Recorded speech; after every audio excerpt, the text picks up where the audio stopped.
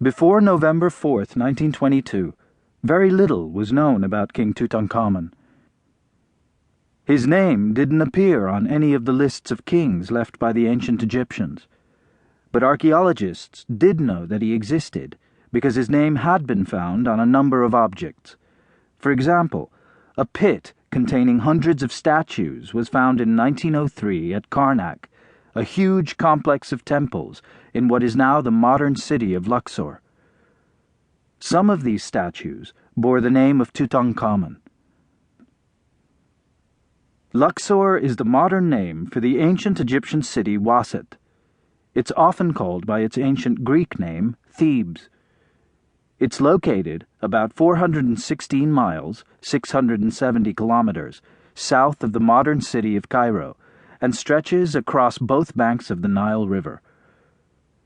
During the first decade of the 20th century, archaeologists working for a rich American named Theodore Davis found some objects in the Valley of the Kings that belonged to King Tutankhamun.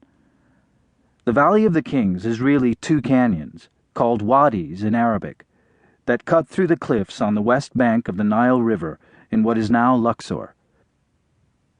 Kings in the Old and Middle Kingdom had been buried beneath huge pyramids, which made the tombs easy for thieves to find.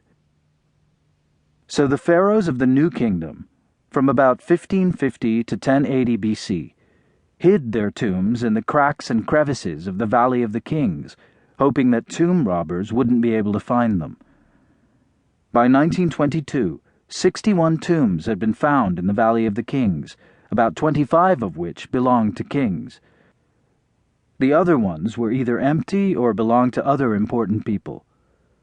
All of these tombs were found first by grave robbers, who stole most of their contents, and then by modern explorers and archaeologists. Egyptologists knew that Tutankhamun had lived during the New Kingdom, but they hadn't found his tomb.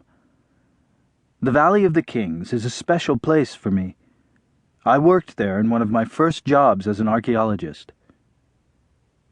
An American team was excavating nearby, and it was my job to supervise them. During this time, I stayed at a hotel owned by a man named Sheikh Ali, 4 miles, 6.5 kilometers, away from the valley.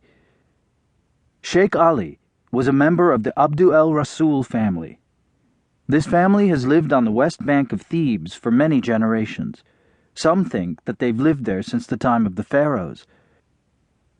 Sheikh Ali was 70 when I met him in the 1970s, and he'd known Howard Carter personally.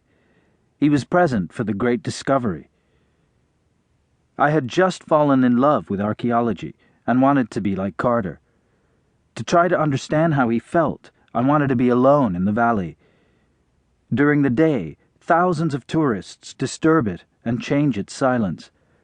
So one night, at midnight, I left the hotel. First, I climbed up the cliff to see the spot where Sheikh Ali's family had discovered a group of royal mummies in the 1800s. Afterward, I continued over the cliffs to the Valley of the Kings, where I wandered until dawn. I could feel the magic of the shadows that surrounded me and sense the mysteries that were still hidden from view. That night, I stood alone in front of the tomb of Ramses VI, who ruled Egypt 200 years after Tutankhamun. This tomb lies near the entrance to the valley. The workmen who built this tomb lived at Deir el-Medina, on the other side of the cliffs. Each week they'd come to stay in the valley so that they could work hard on the king's tomb, and each weekend they would return home to their families. The workmen didn't know it, but they'd built their weekday huts above the spot where Tutankhamun was buried. No one, not even thieves, thought to look under the workers' huts for a tomb.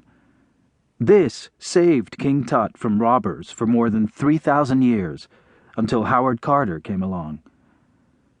Carter had been appointed the first chief inspector of antiquities for Upper Egypt in 1899. The area he was responsible for included the Valley of the Kings. Over the next 5 years, he got to know this area very well. In 1904, he was moved